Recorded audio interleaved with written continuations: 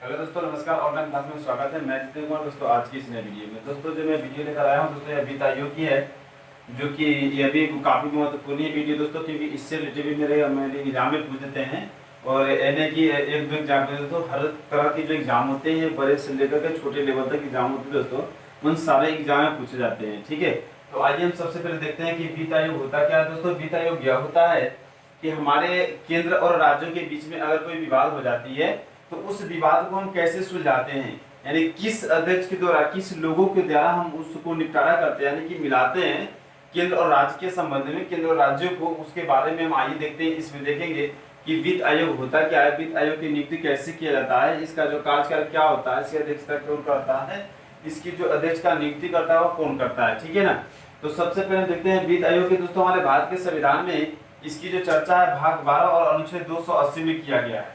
ठीक है ना। जो वित्त आयोग है दोस्तों, तो वित्त आयोग को जो हमारे भारत के संविधान में भाग 12 और अनुच्छेद 280 और 280(1) में इसकी चर्चा किया गया है। दोस्तों इसकी जरूरत क्यों पड़ी, हमारे भारत में वित्त आयोग की जरूरत क्यों पड़ी, तो आइए हम देखते हैं। दोस्तों भारत में वित्त आयोग की जरूरत तो जो है इसलिए पड़ी क्योंकि हमारे भारत और राज्य के बीच में अगर कोई विवाद हो जाती है, भारत और राज्य के बीच में कोई विवाद हो जाती है, तो इस वित्त आयोग के द्वारा ही इसे सुलझाया जाता है, जो कि यह 1951 में आया था।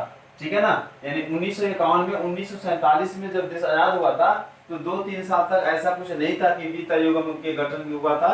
लेकिन जब 1951 में जब कुछ ऐसा लगा हमारे सरकार को कि हमारे केंद्र और राज्यों के बीच अगर कभी भी अगर रियल केस में अगर विवाद हो जाती है तो इसे निपटाने के लिए किसी न किसी चीज की तो व्यवस्था चाहिए ही चाहिए। तो उस सिचुएशन में क्या किया कि हमारे भारत गवर्नमेंट ने, यानी हमारे भारत सरकार ने वित्त आयोग का गठन कर दिया, ताकि हमारे भारत और राज्यों के बीच में कोई विवाद हो जाती है तो इन दोनों ने क्या कहते हैं, साथ में इसके जो अध्यक्ष होते हैं उन लोगों ने मिल करके, और जो हेड मुख्य अध्यक्ष होते हैं, अध्यक्ष होते हैं, उन लोगों ने मिल करके इसे हम सुलझाएंगे, संबंध को मिलाएंगे। ठीक है।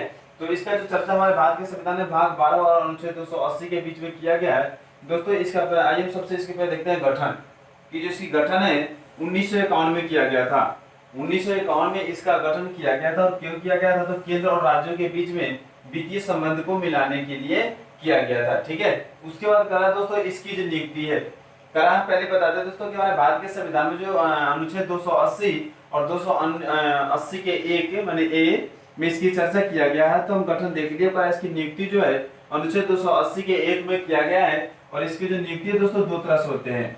इसका जो नियुक्ति है दो तरह से होते हैं, एक तो होता है केंद्र लेवल पे, दूसरी होती है राज्य लेवल पे। दोस्तों जो केंद्र लेवल पे होती है, अगर दोस्तों जो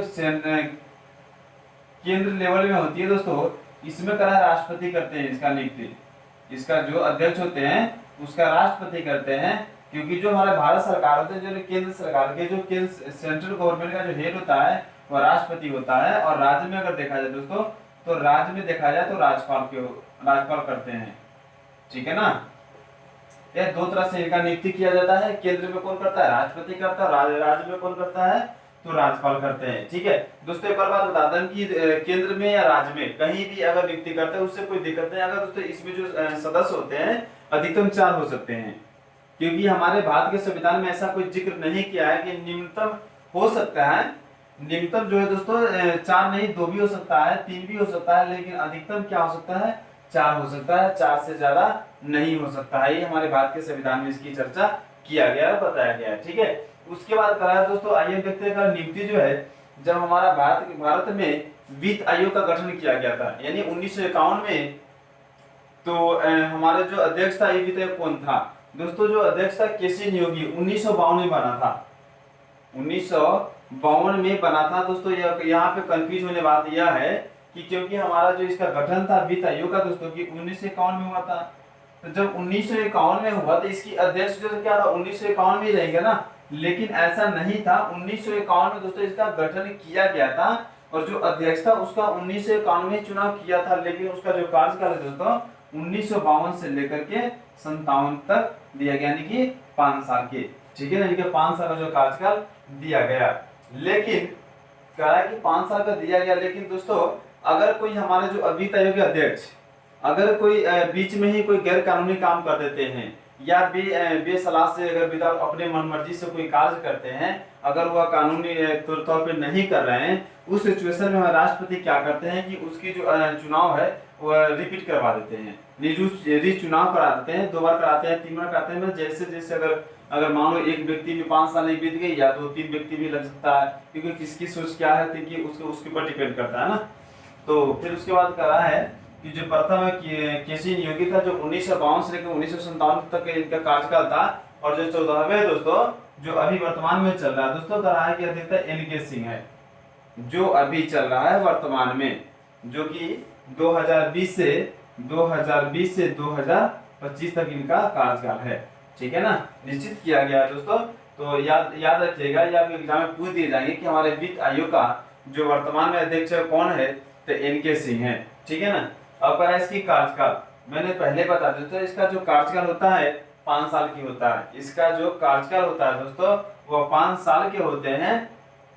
लेकिन अगर कोई गैर कानूनी काम कर लेते हैं, हमारे जो अध्यक्ष होते हैं वित्त आयोग के, अगर गैर कानूनी ढंग से कार्य करे तो उसको क्या कर निखंड कर दिया जाता है, और राष्ट्रपति द्वारा, यानी कि केंद्र में होता है तो राष्ट्रपति, और राज्य में होता है तो राज्यपाल द्वारा निखंड करके उसे क्या करते हैं, री चुनाव करवा देते हैं, और फिर से इसका अध्यक्ष बना देते हैं। ठीक है। अब दोस्तों मैं इसे मिटाऊंगा, फिर इसके बारे में देख बताऊंगा, तो इसको अगर नोट डाउन करना है, स्क्रीनशॉट लेना तो ले लीजिएगा। ठीक है ना।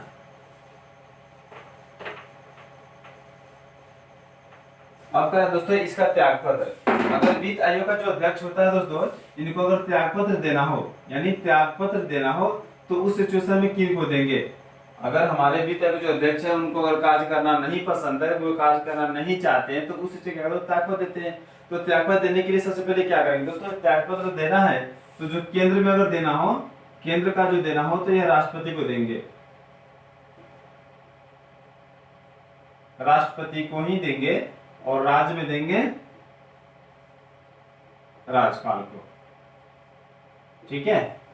यहाँ पे कंफ्यूज होने वाली बात नहीं है दोस्तों, यहाँ कंफ्यूज मत होइएगा कि जो त्यागपत्र देना हो या नियुक्ति करना हो या आपको गठन करना हो, गठन तो सेम हो गया, आपकी कार्यकाल भी सेम होगी दोस्तों। बस 2 चीज याद रखना है, एक तो आपको दोस्तों त्यागपत्र, दूसरी नियुक्ति। अगर हमारे भारत सरकार, अगर वित्त आयोग का जो अध्यक्ष है, अगर राज्य में अगर त्यागपत्र देना है तो राज्यपाल के देंगे, अगर वित्त आयोग ने केंद्र लेवल पे जो वित्त आयोग है उनका अध्यक्ष अगर त्यागपत्र देता है तो किसी राष्ट्रपति को देंगे। अगर उसका जो नियुक्ति है, अगर केंद्र लेवल पे अध्यक्ष का जो नियुक्ति करते हैं वो राष्ट्रपति करते हैं, और जो राज्य में करते हैं वह राज्यपाल करते हैं। ठीक है। तो दोस्तों यार इसमें कंफ्यूज नहीं होगा, क्योंकि इतना ही में से तो 2-3 क्वेश्चन पूछ दिया था आपको। यहाँ तक आईएएस में, पीसीएस में, रेलवे में हर तरह के एग्जाम में पूछे जाते हैं, तो यहाँ से अभी कंफ्यूज होने बात योग नहीं है दोस्तों। एक बात और बता दो कि जो हमारा जो ये वित्त आयोग है, यह वित्त आयोग है दोस्तों, यह संवैधानिक निकाय है। यह आपके क्वेश्चन से बहुत ही रिलेटिव क्वेश्चन है कि जो वित्त आयोग का निकाय क्या है, तो संवैधानिक निकाय है, संवैधानिक निकाय है। ठीक है ना। यह बात याद रखिएगा, क्योंकि एग्जाम में काफी एग्जाम पूछ देते हैं कि जो वित्त आयोग है यह क्या, किस प्रकार का निकाय है, गैर संवैधानिक है या असंवैधानिक है, गैर कानूनी है, या इनमें से कोई नहीं है। तो आपको याद रखना है दोस्तों कि यह जो है संवैधानिक निकाय है। और संवैधानिक की जगह दोस्तों एक और चीज दे देगा आपको, संघवाद भी दे देगा, संघवाद भी दे देगा। तो यहाँ कंफ्यूज मत होइएगा, संघवाद या संवैधानिक एक ही होता है। संवैधानिक यानी कि संविधान के रूप से, और संघवाद होता है सम्मिलित के रूप से। ठीक है ना। तो यहाँ पे कंफ्यूज होने के लिए योग बात नहीं है दोस्तों। तो मेरा ये चैप्टर जो है दोस्तों वित्त आयोग का छोटा ही चैप्टर था, लेकिन काफी महत्वपूर्ण था दोस्तों।